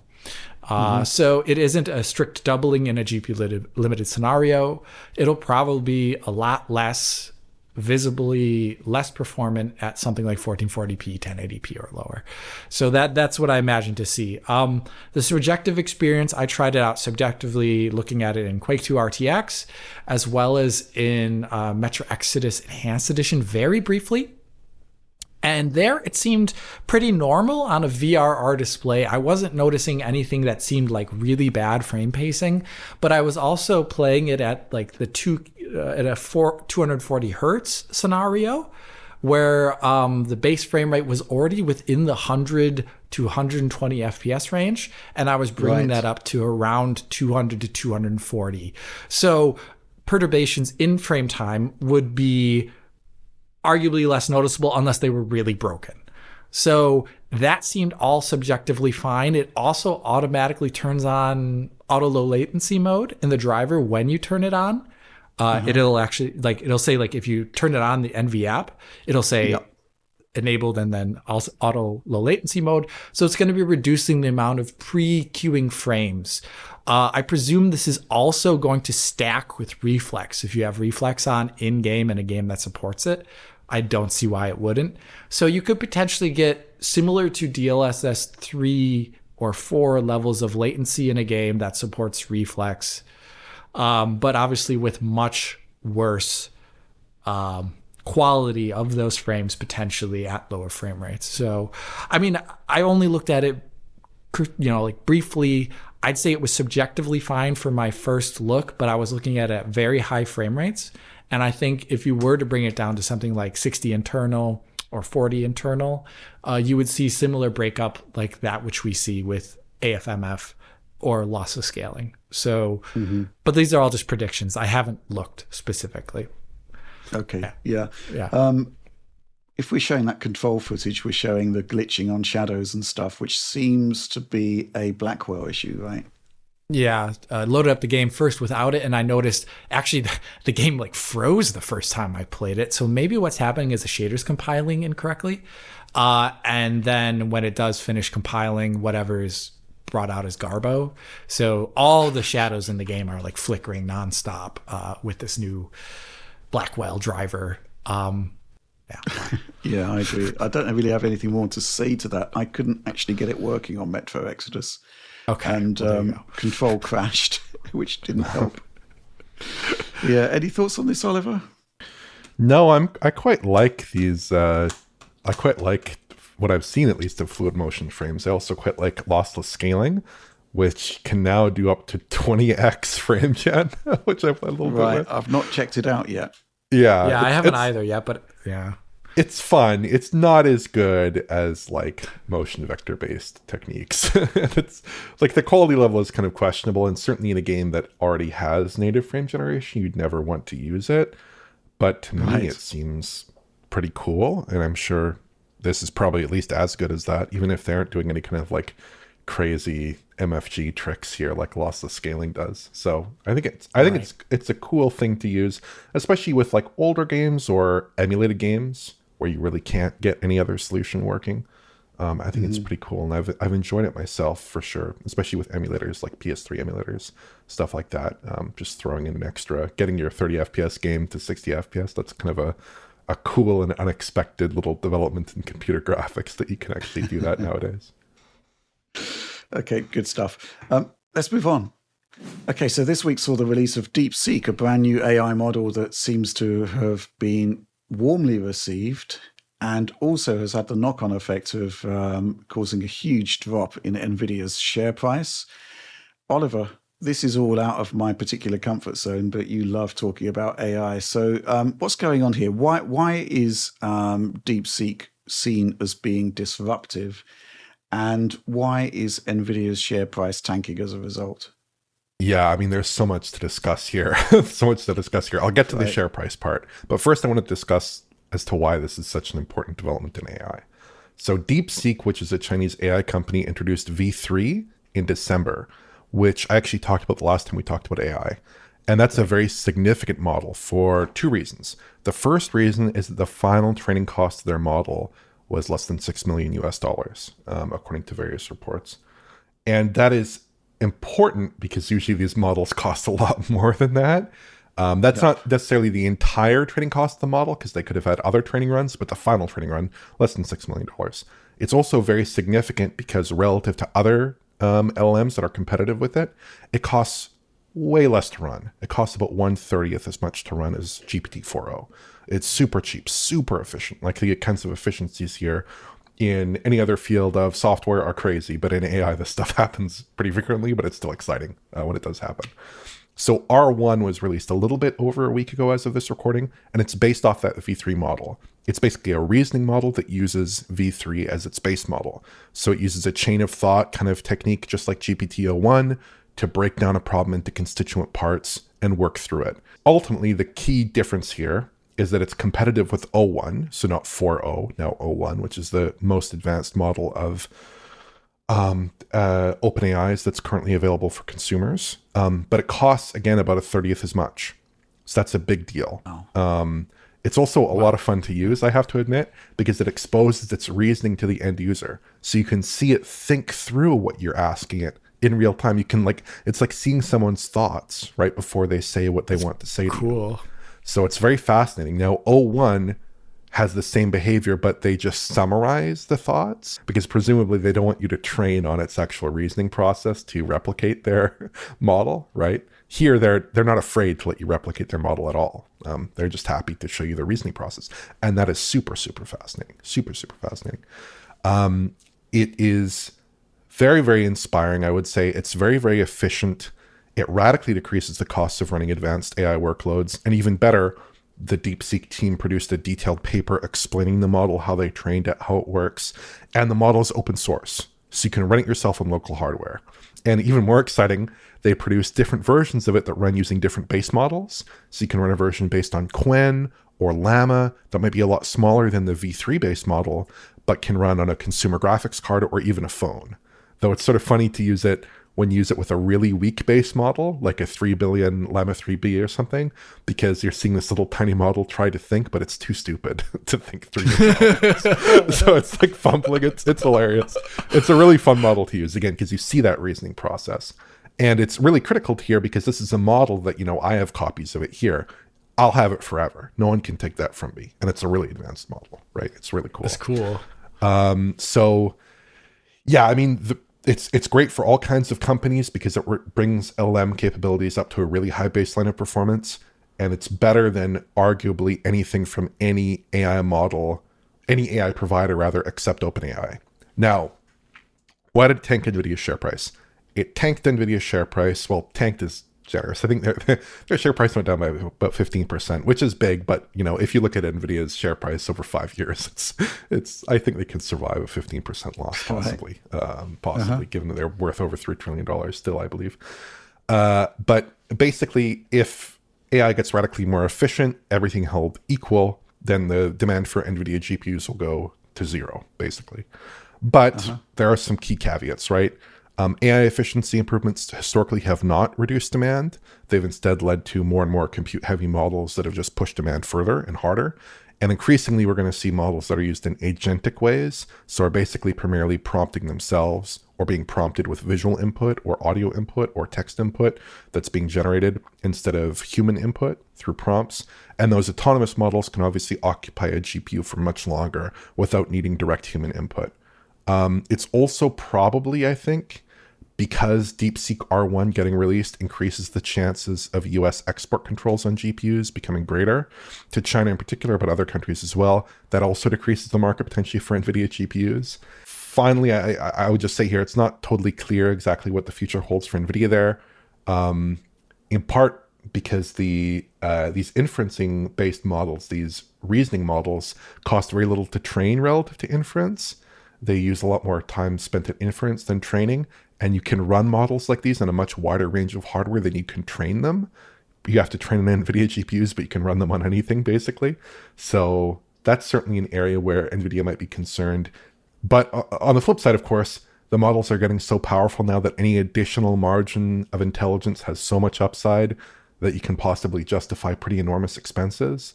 So it's really hard to see where that goes in terms of like the valuation of NVIDIA or their share price or the relative market position of NVIDIA relative to other firms. But yeah, just kind of a lot of thoughts there, but certainly very interesting. And then of course, AI is moving so quickly now that as we speak, and OpenAI is preparing to launch their O3 model, or at least their O3 mini model, which will be faster still. That should be out today.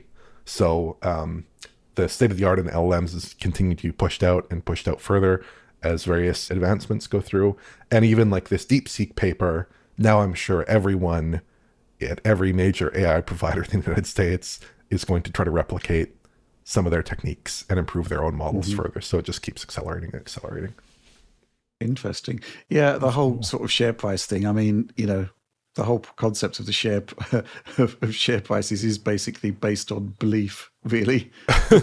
Really hard data. I just can't really see any kind of scenario where the need for more performance, you know, you're always going to need more performance. Therefore, you know, it's still going to be a requirement to get NVIDIA hardware.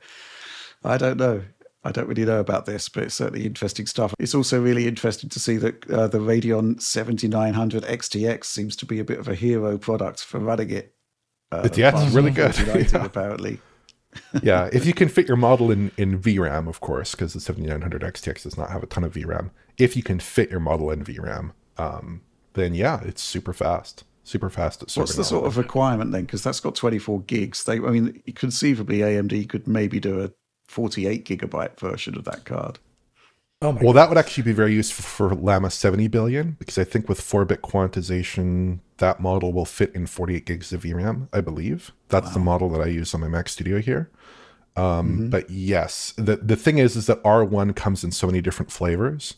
It basically works with like 10 different base models, ranging all the way from like 3 billion, I think, at the low end to 600 billion at the top end.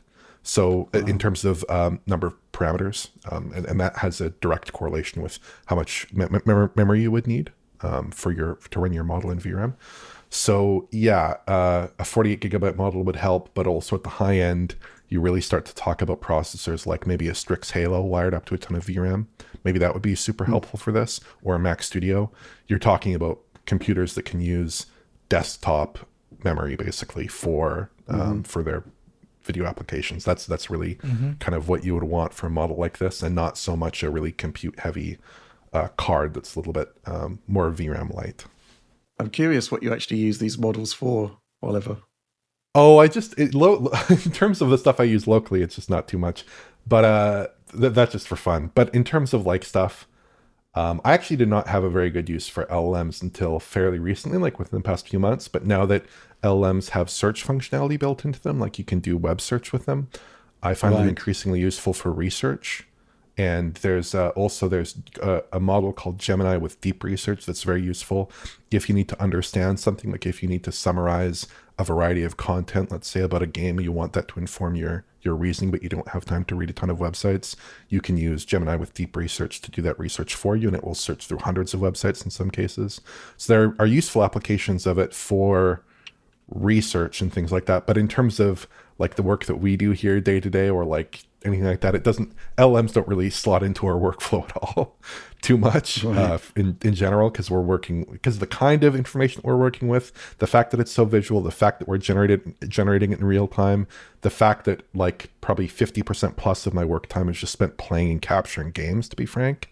Like that's something that LLMs don't slot into at all. They can slot into a little bit in the writing process, but I write super quickly and I don't want the LLMs involved in that process. And they don't do a very good job, frankly. So yeah, there are a few areas where I use them. I also just use them as a replacement for Google, just personally, right? Because I think they generally give better answers than Google. They're smarter. They can contextualize information in a better way than Google can. They can summarize information in a better way than Google can. They're just more useful than Google is for a lot of practical applications. Okay. Alex, do you have any questions or thoughts? Well, I was actually wondering about like PCIe. Like if you run, can you spill over VRAM into the standard memory of a PC to run one of these models, or is it so detrimental to its performance that you wouldn't want to do that? I don't know. And just hearing you, there's a lot of things I thought about parallels to other aspects of computing. Like every single time a new generation of consoles come out, they give them all this new hardware. And typically what's been done until rather recently is we just make 30 FPS better looking. And I almost feel like this could be like that. We just make the model better now that it's so much more efficient. We pile on more. Yeah. But I'm also reminded of like when IBM PC clones came out, having the ability to just do it better and cheaper from different places now, from a more open source like alternative, it would only just make the market explode at that point, wouldn't it? Just kind of like it did with the PC clones. So I don't know. I see a lot of interesting parallels, and I'm very curious to see what happens next. But what about PCIe? Do you know anything about that? I don't know. Well, I believe, though I haven't tested this myself, is that it really just hurts performance. Like it kills performance on higher end cards to a point where it's not really usable. I think that's basically the case there. When you spill over into system memory, that's, I think, what happens typically there. But personally, I don't really use these models typically on consumer grade graphics cards, because I have a Mac Studio that can run the really big models that consumer graphics cards cannot use, at least at reasonable speeds. So that's where I tend to run my AI models, and probably where I'll tend to run my AI models in the future. Like the Mac Studio is a really good vehicle for these kinds of models. But yeah, just in general, like I don't know, LLM progress is super exciting right now. There was a long period where LLMs were not advancing that quickly, and like now it's going super, super quickly, scarily quickly in a lot of respects. That's really exciting. And this reasoning paradigm is really, really cool, because they've discovered a new way to scale these models in a way that doesn't take 6 months to a year to train a new model. You can graft it onto existing models and greatly improve their performance, essentially. And it does seem like probably, I'm going to be frank, in the next like 1 or 2 years, probably there are LLMs that are, super intelligent in some respects when it comes to science, math, reasoning, coding, at least in some of those domains.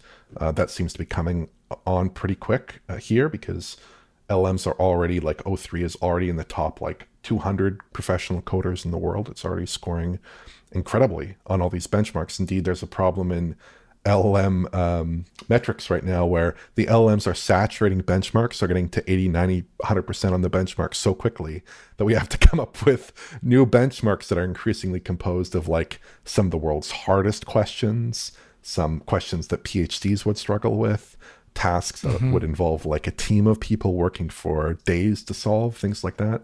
So that's super, super impressive. And things seem to be proceeding unabated. So I guess it's a possibly exciting and possibly a slightly scary time, but it's certainly progressing quite quickly.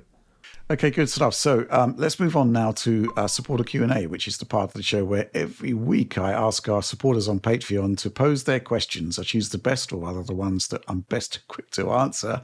And we're going to start with this one from Bulbous_Bo. Gentlemen, Intel and now Nvidia have both faked the launch of their respective next-generation graphics cards. Yeah, it's all been a conspiracy. That's it. In Intel's case, in terms of stock, in Nvidia's case, both in terms of stock and the idea that the cars represent anything more than egregious additions of their 40 series equivalents to begin with. So how big an opportunity is this for AMD, and how badly will they fumble it this time? Oh, man, I'm going to say I quite enjoyed this question, except that, questions that are kind of based on bad faith thinking sort of slightly annoy me. Who knows what AMD are going to do? Why are they going to, why are we assuming they're going to fumble it? Alex, what do you think about this? I think this is a great opportunity for AMD to do something really good and that could win them more market share. I think the price of the 9070X, as well as it's coming out with AMD FSR 4, and maybe, that little demo they showed of us of what is essentially a DLSS ray reconstruction. Yeah. If they put maybe if they had like a blog post or even just like a little bit like this is the future to come, I think that would really do a lot for AMD, because if they can have good competitor technologies to whatever NVIDIA's offering, which they already do to a good sense, I think FSR 3's frame generation is competitive to DLSS 3 frame gen. And, if they can show that off and do that well, I think this is a great opportunity. But I don't want to say they're going to mess it up. I'd rather be much more at this point in time neutral and wait to see what actually comes out. Yeah, I think the supposition that they're going to fumble it may have been based on what happened with RDNA 3, right? Specifically pricing of the XTX and XT. Yeah, I think there was a fumble with the 7900 XT. I do think though with the XTX, it's look at that, look at the design of that piece of hardware. It's very clever and super difficult to do that, and therefore quite expensive. But with this time, they're moving to monolithic dies, seemingly, and the performance that we've seen so far looks pretty good. I'm still thinking that Occam's razor approach to this is to look at what AMD actually told us in terms of their slides, which said we're kind of aiming top end for 7900 XT, which kind of puts you below the 5080 and indeed the XTX. So, pricing is going to be key there, and, how it relates to 5070 Ti. And I think what AMD is doing is to wait to see what Nvidia does and price accordingly, which I think is the best strategy. I think we discussed this last week. Yeah, right. In terms of, I do love this idea of faking of launches.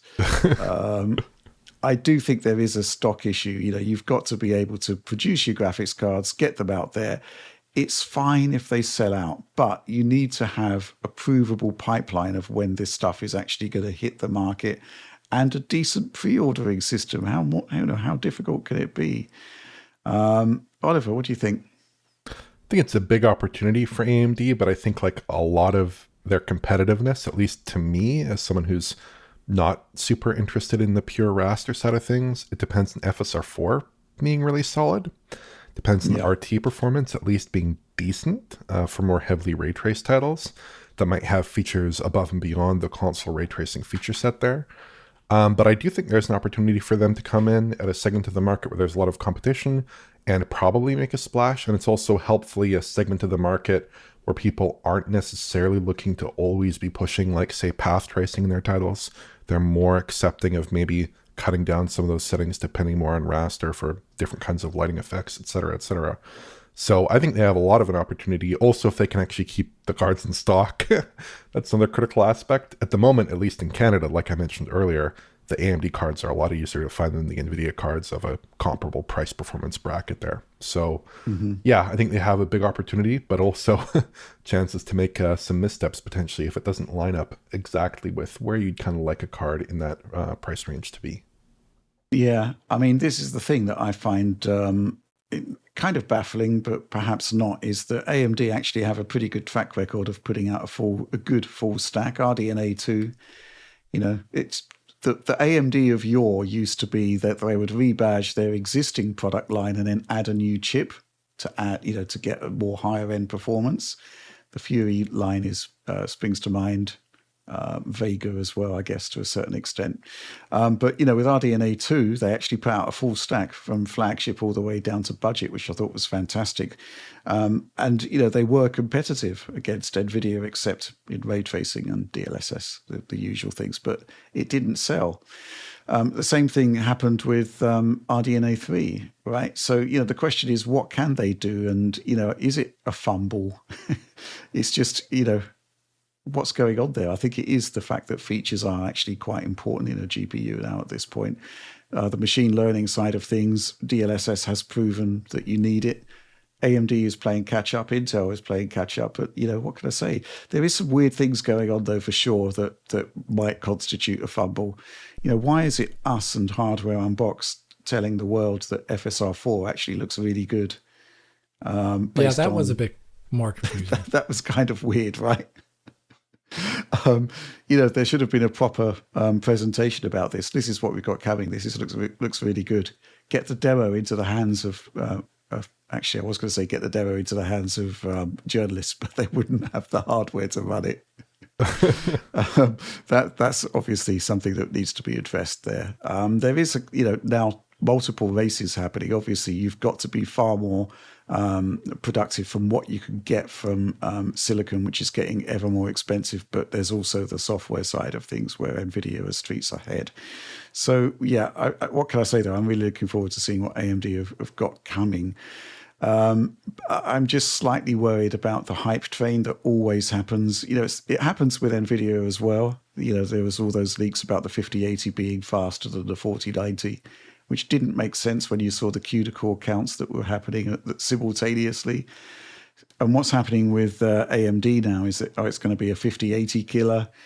And at the same time, you know, I'm looking at AMD's CES slides, which are saying, yeah, we're kind of aiming for 7900 XT, which is, you know, slightly different tier. But, you know, what can I say? If they get the pricing right, if FSR4 debuts and looks good, there is a big opportunity there, especially if it's really, you know, difficult to actually buy a graphics card. But then again, it was the same in COVID times with RTX 3000. Anyway, let's see what happens there. We've got this question here from Rave_Damos. Holla, or Hola, DF dudes. With the pace of advancements we're seeing in AI and ML, are there any inherent risks with launching a console too soon? Would a console launched in 2026 be quote-unquote AI disadvantaged to similar consoles launching in 27 or 28? Good day, chaps! Exclamation point. Alex, what do you think about this? I guess the question is, how good is UDNA when we don't know? Yeah, I can't know. So I think from a hardware perspective, there could be larger differences in a 2-year time span. We're seeing that, well, a little bit more than the 2-year time span there, but we see that with running the transformer model of ray reconstruction on Ampere versus RTX 4000 or RTX 5000 series GPUs, where at least now, because it's using something different in the machine learning space, I haven't profiled it myself yet, it runs a lot better on the later tensor cores than earlier ones. So that is a thing. That is potential there. But I actually think the biggest difference about if you were to launch a new 2026 box, next-gen console, you would be behind in software because all the titles wouldn't have been made yet for it. All the software to take advantage of this hardware might not exist in a production-ready state to be shipped in games. And as a result, you could end up with an RTX 2000 series situation where it took months to get the first ray-traced commercial game, and it took 2 years roughly to get DLSS to a point where everyone wanted to use it in a great way. So I think like the software thing is probably the biggest thing that is in the way of launching a console in 2026 that actually shows it off why it's worth it to buy this console, you know? Mm-hmm. So that's how I'd see it. Yeah. Mm-hmm. Oliver?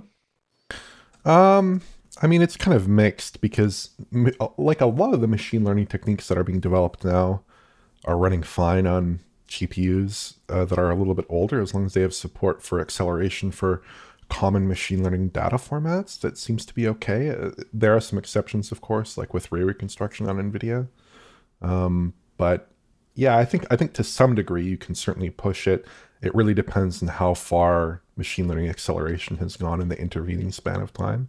And to some degree, though, that older machine learning hardware, at least in the Nvidia side, is holding up pretty all right, I'd say. So that certainly is a positive indication. I think one question would really be, is like UDNA ready for 2026, or at least a substantially complete version of UDNA ready for 2026? Relative to, let's say, Sony in 2027 coming in with UDNA as well? Would it be a more complete version of UDNA?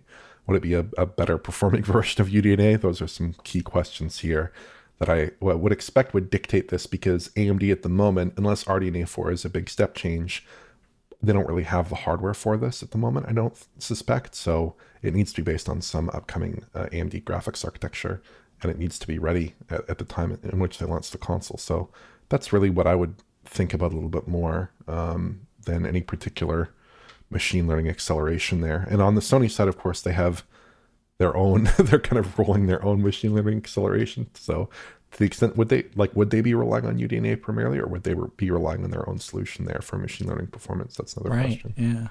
Yeah. Interesting. I mean, one might say that the current generation of consoles launched AI disadvantaged. There was the sense that Microsoft knew what they were doing, that it would be important. So there was some support at some level on the Xbox Series consoles, but Sony didn't really think it would be an issue. And meanwhile, DLSS has, basically become the most transformative technology in the graphics space for quite some time. Going into the next generation, everybody is, obviously knows exactly how important machine learning is going to be, and is going to be more prepared, I'd say. But the nature of technology is that there's always something better around the corner. So who knows? Okay, let's move on to this question from Dudley the Gentleman. Hi, DF team! Exclamation point. Though we just entered the quote-unquote neural rendering era, how do you see Nvidia and the rest of the industry advancing the AI ML future of games? Neural tessellation, neural destruction deformation, neural fluid simulation, ML-assisted shader compilation, and or PSO gathering. Man, that's extreme. Separately, how would NVIDIA's neural radiance fields, NeRFs, be used in games? NVIDIA mentioned the technology in their quote-unquote neural rendering presentation, but haven't seen much of it in the gaming context. What do you think about this, Alex? Because obviously with CES 2025, we did get like a preview of sorts, demos that were basically saying, hey, we could do this in future. And right. Yeah, how do you see it actually coming to be? Obviously, we've got this situation now, which is quite interesting with Mega Geo actually shipping with Alan Wake. So is it that far away? How's this going to play out, do you think? There's a lot of really cool stuff in here that almost are like you can see like examples of this, why this would be good. And I think the neural materials demo is probably like the best like example that you can extrapolate onto other fields, because there we saw materials that were like more filmic in quality, with a lot more complexity and nuance to the surface shading than we've seen in games before, running in a smaller footprint in VRAM, as well as complexity in rendering versus what it would be like to run a filmic material. Obviously, if you just ran like the standard games materials, it'd be cheaper in runtime performance on the GPU to just use the normal standard shading model. But that is like trading space in VRAM, and as well as potential time versus like an offline simulation. So you're trading, it's like a trade. You're trading real-time performance for VRAM and potentially higher quality. And I think for the things that you mentioned here, like neural tessellation, destruction and deformation, you could have like some sort of base, almost like wireframe, lower quality representation that the machine learning extrapolates upon and gives you a higher consistent quality, maybe at the cost for runtime performance. So all those fields you mentioned there, they all seem like they're really good ideas. We heard much the same from Tom Peterson in 2020. When did we meet with him? In 2021, 2022? Rich, he was already talking about like using it to modify geometry in real time. Yeah. And I think that is the way things are going. the machine learning assisted shader compilation or PSO gathering, I don't know what that would look like, but what I almost could imagine is there could be like a mode set on a GPU where we would approximate a shader that is being said to be compiled in the driver with something like an approximate, like you could do in an emulator, and maybe machine learning could make that approximate better for real-time usage in games at a GPU performance cost, but without causing like a super hardcore CPU related compilation time. That's just a guess. Well, some might say, Alex, that there should be a more fundamental solution to that particular issue than I agree with that too. Hiving it off to machine learning to sort out. I would love if there was a more fundamental change to the way things are done. I think nerfs have seen their usage and research primarily about like real world objects being kind of like photographed and manipulated and brought into like 2D images becoming 3D things that could be manipulated. And I think the issue with that is in games, you're going to want to have real-time lighting, and then like relighting these things in real time with typical techniques that rely primarily on things like triangles. I don't know if it's such a good fit for games at this exact moment, but it could be maybe more of a fit for things that we don't represent well with triangles, like, like clouds or, stuff like that, stuff that is more amorphous and, doesn't need to be exact anyway. So that's the way I see all this, but this is all like amazing stuff. And like, you can just like dream of what this might look like, I think. So, yeah. Do you dream of this, Oliver? I do dream of this to some degree. I think like trying to abstract it, I would kind of expect that a lot of the approaches here will be to try to make real-time approximations of traditionally offline rendered things using machine learning to kind of bridge that gap. I think we're seeing that with neural materials. I think it's like stuff that you would see normally in films that have such incredible computational requirements or in offline simulations that their use would never really be appropriate for a game. Like you see this with fluid simulations. You can go back 20 years in films, see crazy fluid simulations, see crazy hair simulations, stuff like this that we just don't have an analog for in games. And I would kind of hope and expect that people would try to work on getting machine learning to fill that gap and give you a colorably good result for maybe some lower, resolution source there. And I'd love to see something for fluid simulation in particular there. I think that's probably an area that a lot of engineers are spending a lot of time trying to crack for games at the moment. But yeah, I hope we do see that. Okay. Let's move on to the next question. This one from Peter Cavadimas. Hello, DF gents. I've noticed quite a few GPU reviewers focusing on either rasterized performance or like-for-like settings with upscaling when comparing GPUs between vendors. It seems like an odd comparison because of the massive gap in quality between DLSS and FSR. Should reviewers be trying to match roughly equivalent image quality for benchmarks, even if that ends up being DLSS performance against FSR quality, in order to more closely match how users would actually configure games using these GPUs? I'm going to kick off the discussion here by saying that, the concept of apples to apples benchmarks definitely had its place during an era where GPUs were essentially interchangeable and did the same job. They are not doing the same job now, and we are dealing with a world where, 80 to 90%, according to Nvidia, of RTX users are using DLSS. So, to what extent are these metrics actually usable? Alex, there's something I wanted to talk to you about, which is Alan Wake with the new update, with the RTX Mega Geometry update, where you are seeing a performance boost with RTX Mega Geometry, but also a quality boost, right? And what this means is that if you ran the game on the same settings on any other vendor's card, you may think you're comparing on an apples to apples basis, but you are actually looking at two different outputs, which means it isn't apples to apples testing, which calls into question whether you should be benchmarking Alan Wake at all if your strategy is apples to apples testing. How would you unravel that particular one? That is a fundamental question that we're going to be entering very shortly into an era. We already see this a little bit with Cyberpunk, where, if you were to play the game with path tracing on, not having ray reconstruction is one of the worst things you could do. Like, it's going to make the game, especially in the Transformer model now, like way better. And if you're comparing it versus, the AMD or Intel card trying to run that, the standard denoisers just cannot keep up quality wise with what ray reconstruction is doing. So you're just testing this artificial scenario that doesn't exist.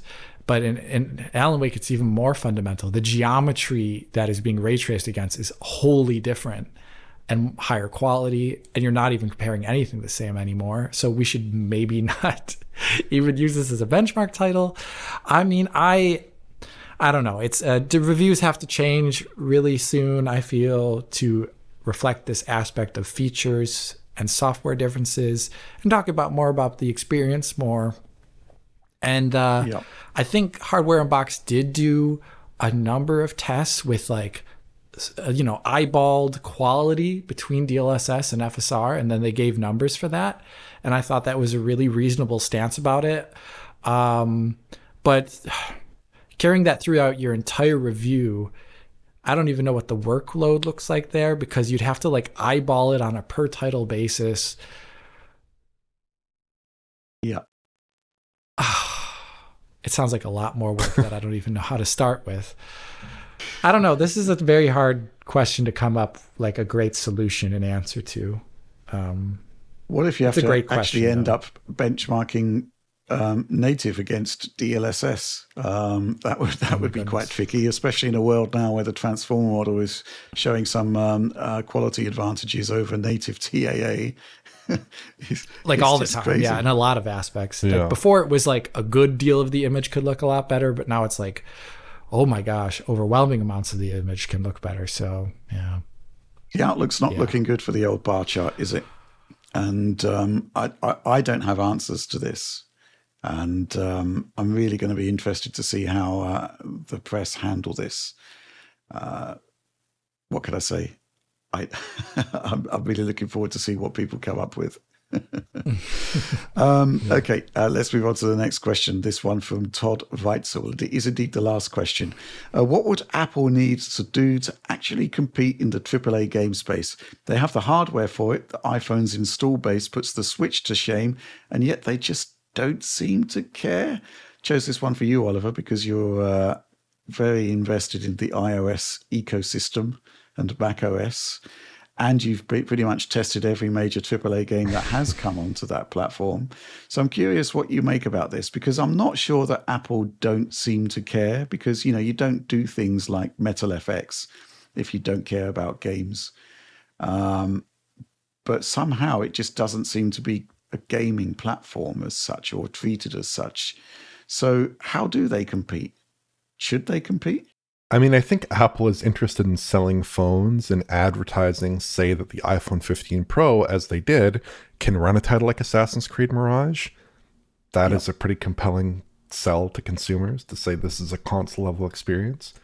Now, of course, part of the problem here is that when those titles launch, they aren't really console level experiences. Right. The hardware is not really capable enough. The thermal situation is very challenging. You see in titles like Assassin's Creed Mirage, I think the overall level of the porting quality maybe is not quite there. You see these lengthy stutters, up to minute-long stutters, where you're waiting. Maybe stutter is the wrong term, but you're waiting on the game to actually load, it seems like, for long periods. And you end up with all kinds of issues there. Titles like Death Stranding that run at very, very low resolutions might look okay in terms of settings and might not run at horrible frame rates, but just look super soft. That's not an ideal situation either. And I think perhaps partially as a result, the reported sales of these games through various metrics and various tracking that people have in their phones have been super, super low. That is certainly a concern. Now, I would expect that Apple is sponsoring at least some of these games. But yeah, in general, I don't know. I think that probably the mobile market just looks quite different from the AAA market as well. I'm not really sure there is a level of quality at which these games would really be super attractive to people. People want to play PUBG, they want to play Warzone, they want to play Fortnite, they want to play Candy Crush. These are games that are not typical AAA $60 games. The one exception in my experience that actually was a really good experience on the phone was Grid Legends, which looks great and runs really well on phones. But I don't know that even moves the needle too much. I don't really think it's a question of quality. I think it's a question of character. And I think people are interested in games of a different character on their phones. I don't really think that's going to change. On the flip side, platforms like the Switch might not even be as powerful as a modern phone for most users. But there you have this dedicated platform. You have this really good environment for building games. You have built-in controls that are super high quality, right? You have built-in haptics that are super high quality. You have this whole platform that's set up for gaming. And, you don't have any degradation in performance over time because they have a good thermal solution there with active cooling and a fan. So, yeah, I just think it's proven over the course of time, and certainly in the past couple of years, I think, to just be a different kind of market that you're probably realistically never going to completely crack open with a big AAA experience on an iPhone. At best, it's kind of an added bonus, maybe on top of your existing console versions or your Switch port. Maybe you're doing a mobile port at the same time, that kind of thing. I don't really think there's anything you can do to truly crack this market, because Apple has assembled all these technologies and they've put their best foot forward on this. There's, machine learning upscaling on phones, and they just aren't there in terms of the sales. So what else can they do? I don't know. Well, I think ultimately the kind of games in the AAA space aren't particularly great on a small screen.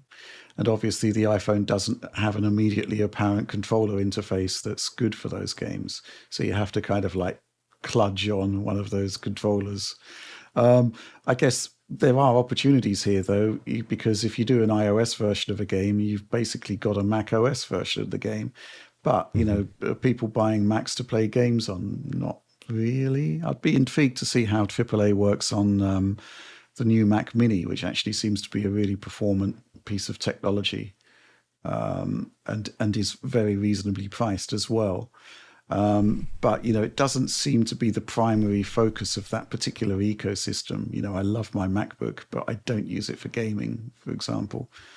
So it's a tricky one, right? Because you're right, they have done a lot of great work to create an environment.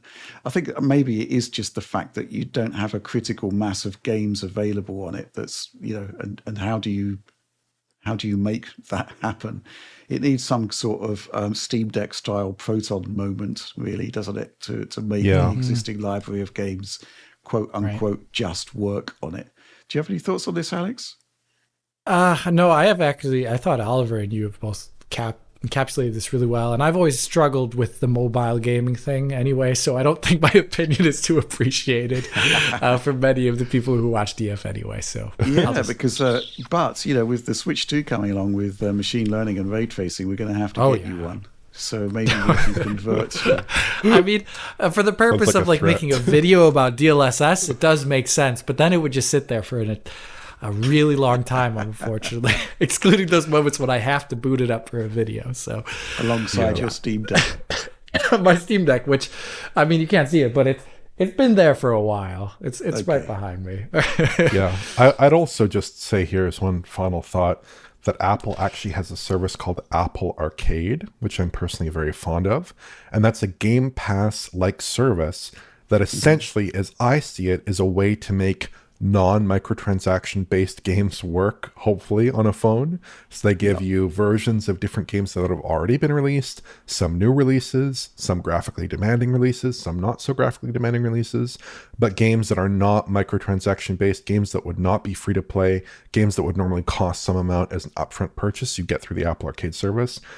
And as far as I can tell through subscription numbers that people have variously reported, that service is not very popular. So I don't know. People just seem to like certain kinds of games on phones, and they don't like other kinds of games on phones, and it's hard to shake that player preference, even if the games are great. Now, I personally love AAA games on iPhones. I think that's super cool.